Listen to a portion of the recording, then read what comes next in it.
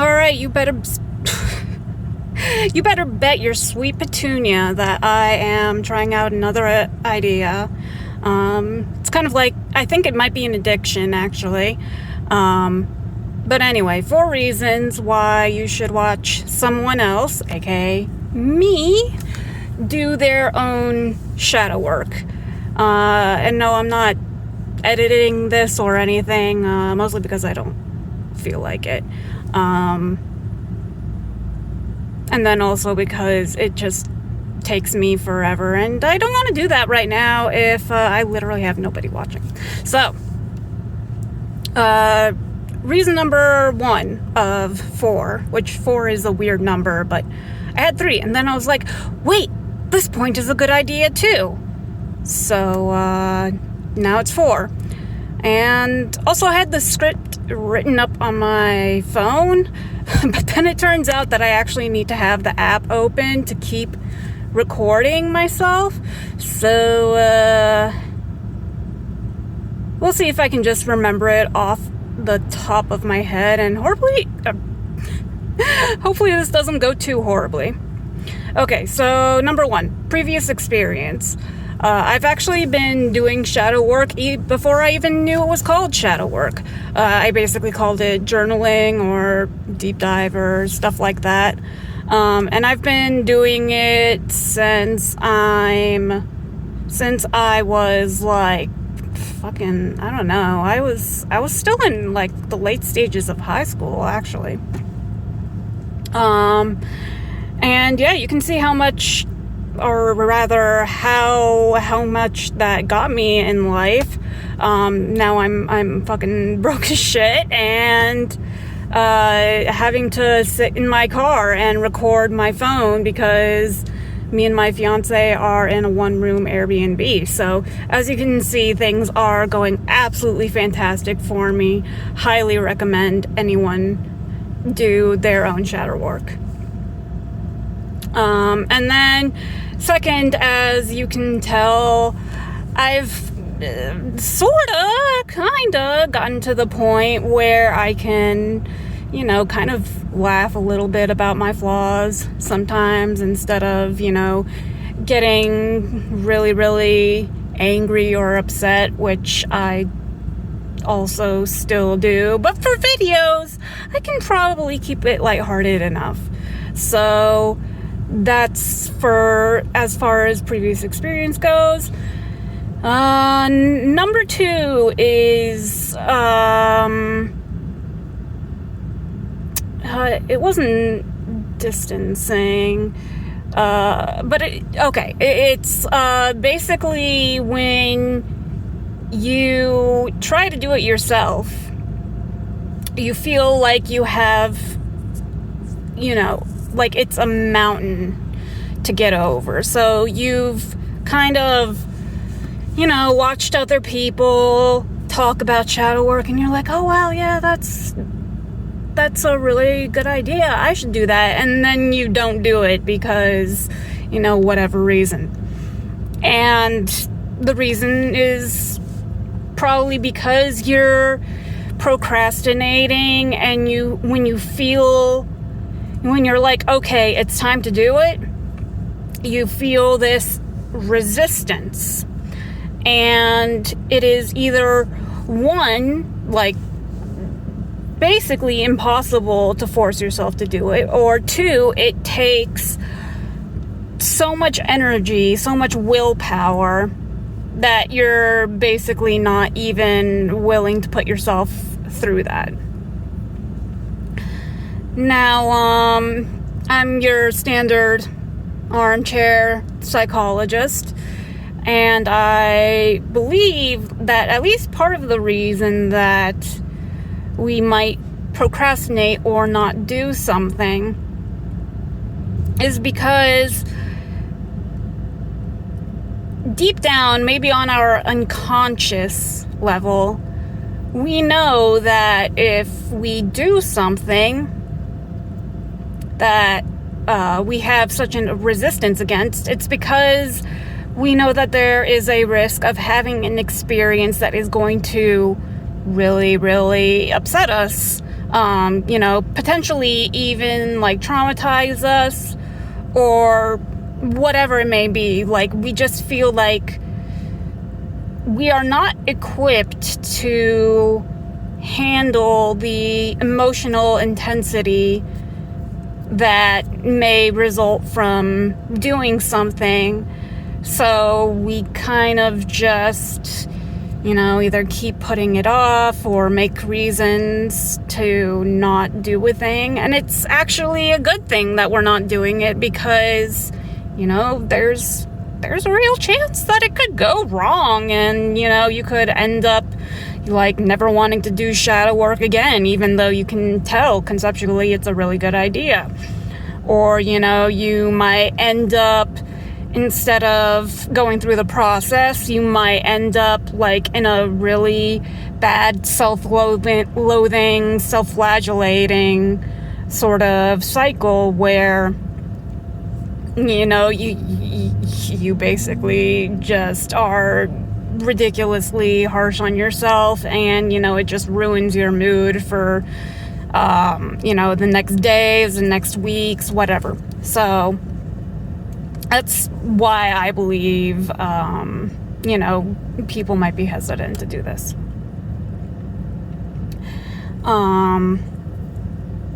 So the reason why watching somebody else do their own shadow work when you can't do it helps is like, so for me, I can't play horror games. Most horror games, I should say. Any horror games that have like jump scares with the music and stuff, I literally cannot play them.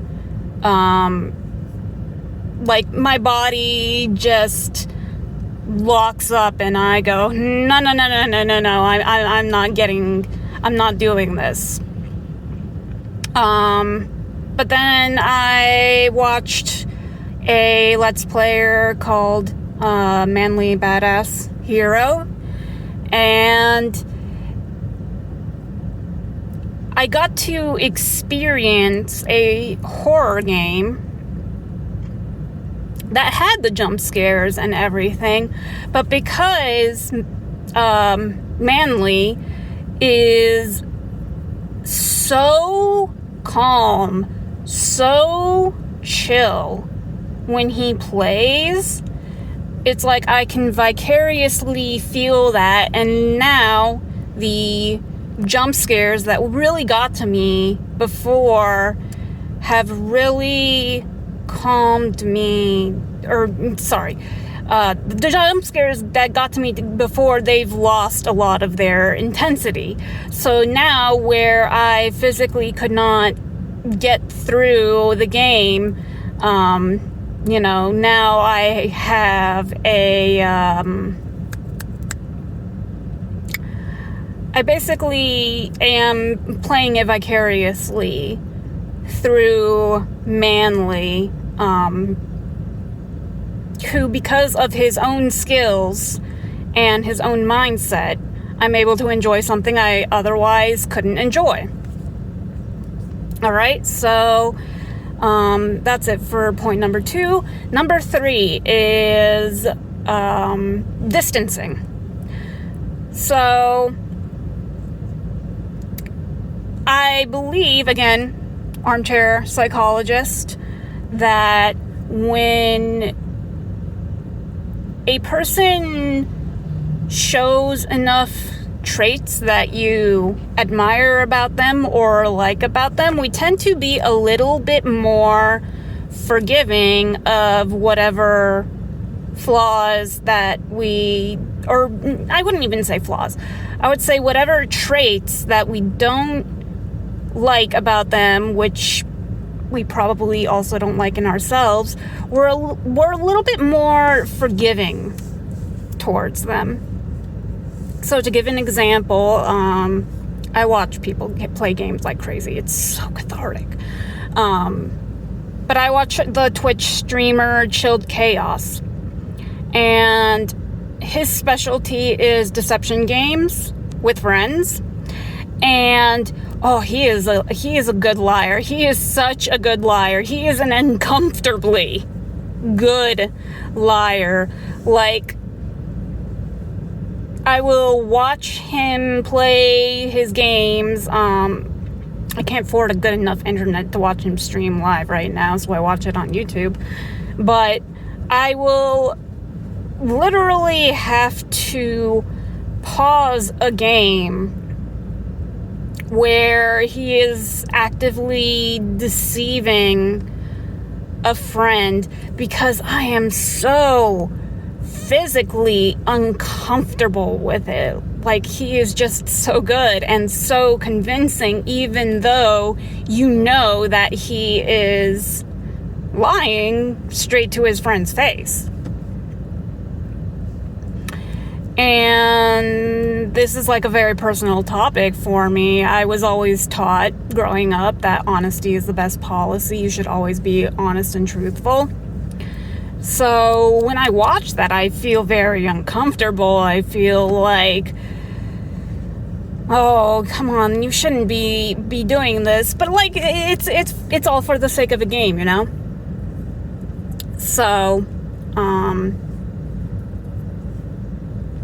I usually do end up, continuing the video after I've kind of like had a break from those intense emotions. Which, I probably wouldn't, if I see this sort of trait in someone else when I see dishonesty, I get really, really heated. But when I see it in Chilled, it doesn't get to me as bad because, one, like, it's within the context of a game, but, it's also just because, I can see that, sorry, I'm getting distracted by traffic. I'm like a dog just watching people. Oh shoot, where was I?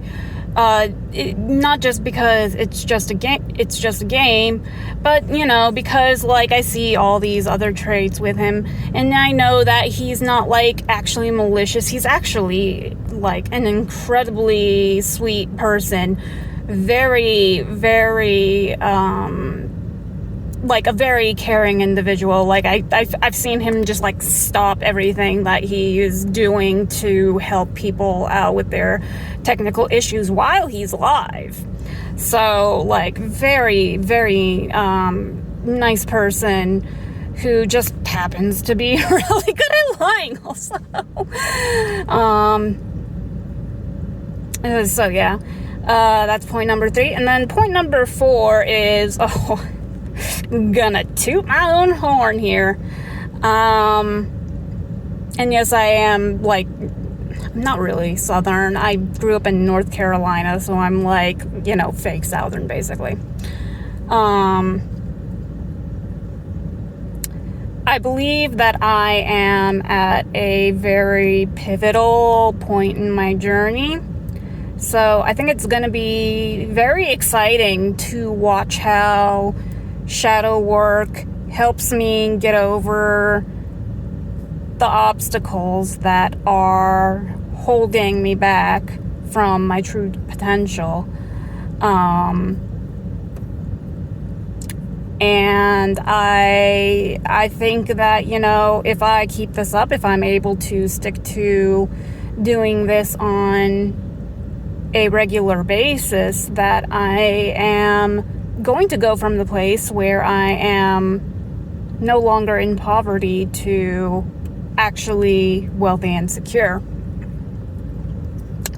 I'm also like very hopelessly optimistic and idealistic, and I thought I've been at a turning point for like the past few years of my life, so take that with a grain of salt. But I feel like this one will be the year 2025. It will be the year somehow, some way. Maybe. I don't know, because I also very firmly believe that there's a lot of randomness and luck in play. People say luck isn't real. I say that, you can only deal with life with the cards that you were dealt. You may, learn new tricks and strategies, but, you can't manifest a new card that you don't have, So, that's all 4 of my points. Thank God I remembered them all. I'll have to figure out a way if I want to use an outline or something. I'll either have to write it down or something. God, I'm so fucking poor, guys. It's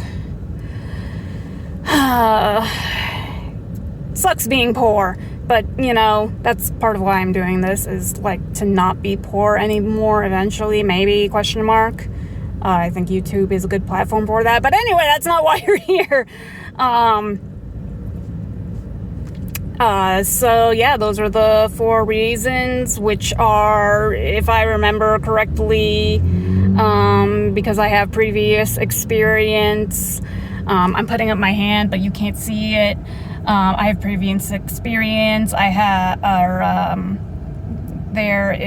You might not be able to do it yourself, so this is kind of a good intermediate step, in my opinion. Or I hope it will be, question mark. Let me know. And then distancing. Can't fucking talk. Distancing. And I'm at a pivotal point, maybe, question mark. So that could be fun to see, either, in a few months. Oh, God. Wow, I'm really getting optimistic here. A few years, more likely. Getting to see how much I've, how far I've come in life and whatnot. So, yeah, I think that's it. I don't want to make this too long. It's already over 17 minutes. So, yeah, this feels like a good stopping point. And, hope you enjoyed this. Sorry for the crappy format. I know it's very, very raw, but I would rather focus on making content and getting it out there rather than having these highly edited, professional looking videos that get no attention. So, that's it. If you want to see how this pans out, you know what to do. You've been on YouTube forever, so you know what to do. Anyway, see you later, guys. If this is the only video you watch, then I hope you have a good one. Bye-bye.